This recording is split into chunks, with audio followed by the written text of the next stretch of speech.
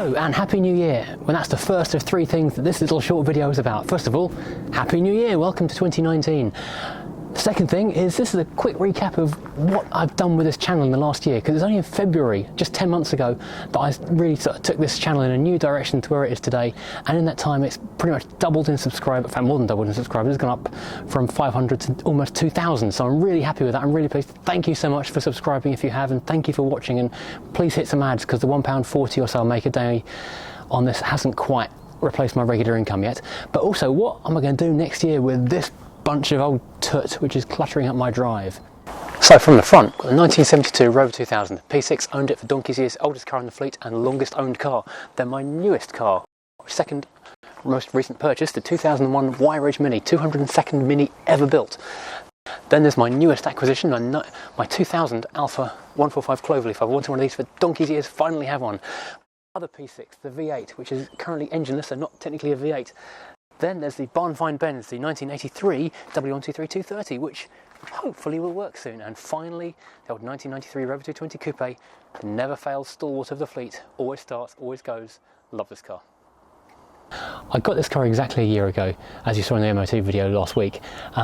Sadly, to get this car, something else had to make way, and so the MR2, which I loved, had to go. But the MR2 was rusting faster than I could weld it, and then when the fuel pump went, which meant taking the fuel tank out, that one was off the fleet.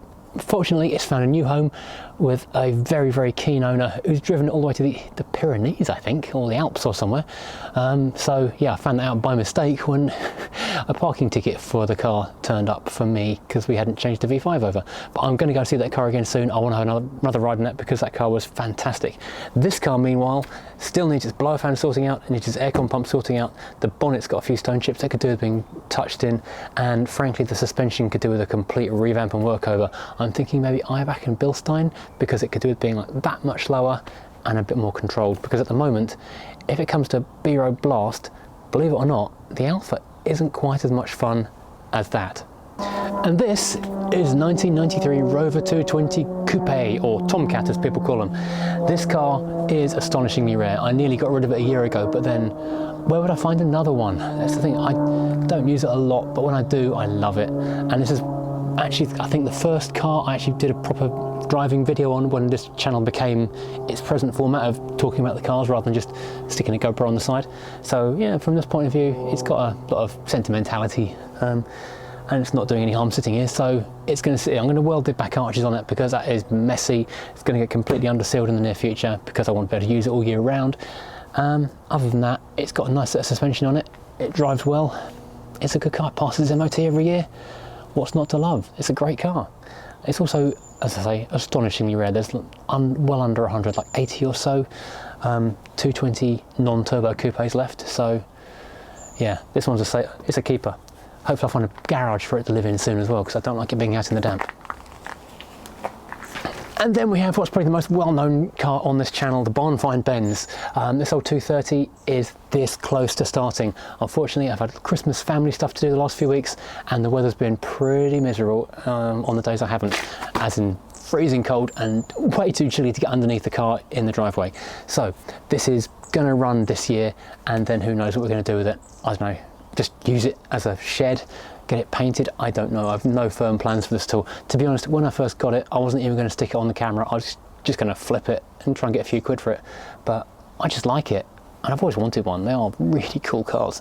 So I just can't wait to drive this. Actually, if anyone in the southeast of England has got a W123 and they wouldn't mind letting me have a drive of it, I would love to have a go of one, because I'm doing all this work on it. I've never even driven one.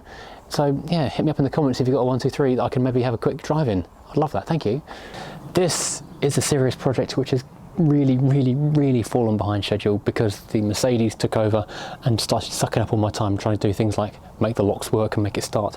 This is the going to be 4.6 litre Rover P6. The engine is over there, cut away to that. It's been beautifully machined, ground crank, skimmed heads, honed bores. The whole thing is coming together really nicely, but I haven't touched it in months because I've been messing around with that Mercedes, not messing around with this. So hopefully in the coming months that engine will come together, and then we'll finally have my 4.6 litre Rover P6 on the road, which will be nice. And this is one of my most complete projects, believe it or not. The star of the 2018 Mini Y Register NEC Club stand. The 202nd Mini ever built, or chassis tow too anyway, whether it's the actual 202nd. It's a bit debatable because those numbers aren't necessarily in order. But it's been painted at the front. It's got new tyres, new exhaust. The interior is mostly sorted apart from the radio and the door card. I just need to change those little corner pieces at the front, underseal the thing, change the bushes. I think suspension's a bit tired, but these Y-Reg ones have got almost unique front struts, and you have to go to BMW to buy them. They're quite expensive. But yeah, the car's virtually there. It's just a few little tweaks just to get it going. Oh, the aircon's out as well, so that's why the car didn't get as much use as it could have done over summertime, because the aircon was out and it was 35 degrees most days. So yeah, this is a springtime car and an autumn car perhaps at the moment, until I spring for a new aircon pump. But yeah, this car is virtually there, but it's going to get some use over the summertime. Maybe get some nice driving videos with it. I'm going to take on a road trip somewhere. It's a nice car for driving on back roads. Maybe all these cars can go on road trips somewhere. Stick in the comments what you'd like to see me do with them, because they're virtually done now. The done cars anyway. Okay, now the last of the retros, the Rover 2000, 1972 P6, single carb, 4-cylinder. Had this car for 25 years or so. Massive welding at the back of the car in the spring this year. That was way more than I intended on spending. It still needs a bit of welding behind the headlamp boxes in the front structure. It's nothing sort of critical, but it is needing doing. And also it needs a complete paint job. It looks all right from a distance, but it's bubbling a few places on the arches, so it needs to come back to bare metal. It needs a full new paint job, which might happen this year. It depends how the economy goes over summertime. Might be a bit dicey spending lots of money on an old car this year. Might get put off for another year because of the B word. But the car is fantastic. Definitely some road trips and some adventures planned with this car. It needs to go abroad again. It needs to go maybe to Scotland or Wales or something for some long distance adventures, because it's so comfortable. It's so good to drive. Nothing is better than driving a good P6 on a long journey, because it just rewards you so much. So although there are a few jobs to do on it, but basically bodywork really, we're going to get and use this car in the year.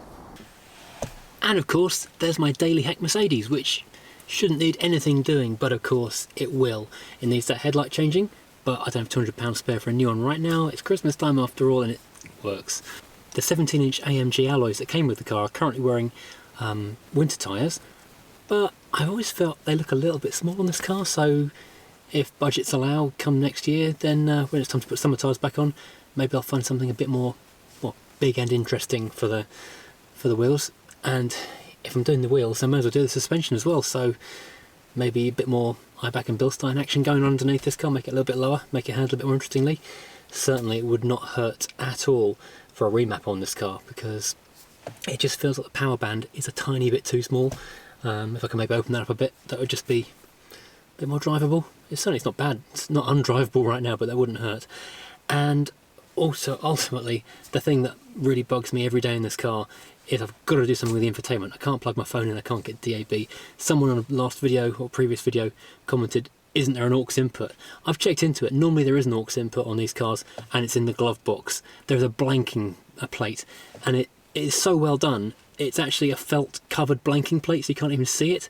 And yeah, this one, I don't know, entirely new radio I guess is the only option on this thing. It's been quite involved, but I'll look into that some more. And there's my wife's F56 Mini, which is, as of New Year, out of warranty, so no reason not to remap it and lower it and change the wheels? She says no. She's quite adamant about that. In fact, she's extremely adamant about that, but I don't know. I wonder how far I could modify a car before she noticed it was modified. I think the wheels would give the game away. I reckon I'd get away with suspension. I'd have to do the insurance renewal though. That's food for thought. Anyway, definitely a video coming up in the near future. It will be F56 versus R50 Mini. Old new Mini versus new Mini. See what the conclusion is about which is the better. Has it evolved in a positive manner? Is it a better car than it was 15 years ago? Is it better than the original Mini? Well, all those are very debatable. I think whatever I say, I'm going to get some controversy with those arguments. Anyway, that's the new cars. Well, so that's the cars that are still here right now in the fleet, and having gone off the fleet this year. First of all, there's the MR2. Obviously we spoke about that one. Love that car, missed that one. Fancy another one of those actually, but not that same one again.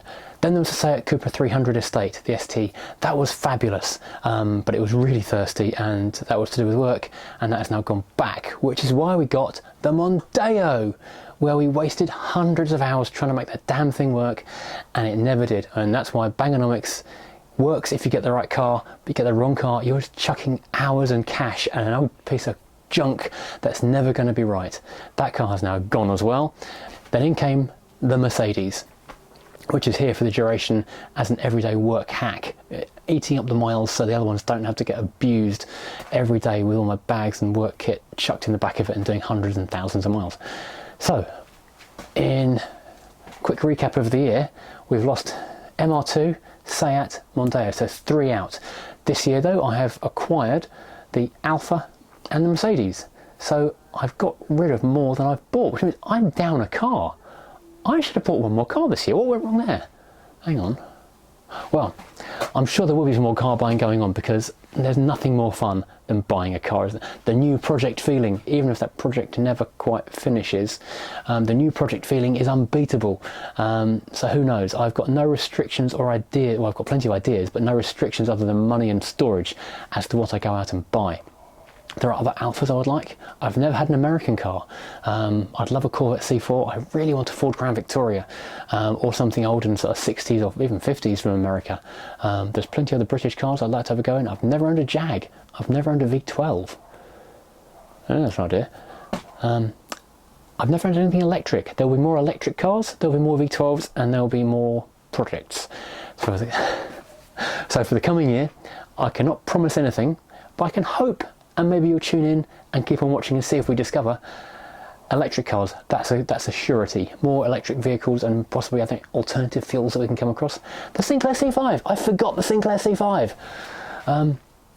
Yeah, that thing is going to be working again maybe this year. I don't know. The Sinclair C5 Club can now rebuild a C5 from scratch. But do I want to rebuild a C5 back to standard, or should I go and do something silly with it? I don't know. Hopefully this year we'll have more time and I can actually get some of these projects done. Thank you so much for tuning in this last year in 2018 and making it a fantastic year for Furious Driving. The channel has grown hugely, and you guys are to thank for that. Please keep watching 2019, it can only get better. Please click the adverts. Please go to furiousdriving.co.uk and click through to Amazon, because that pays for me to have time to do this ridiculous nonsense. I should be doing actual work right now, but no, I'm talking to a camera in the garage in the freezing cold. Look, it's icy out here. So please keep watching, and thank you so much. I want to hit like and subscribe, and that thing that rings the bell notification, the little circle in the bottom corner down there. Hit everything, just don't hit the dislike button. That makes me sad. Don't do that.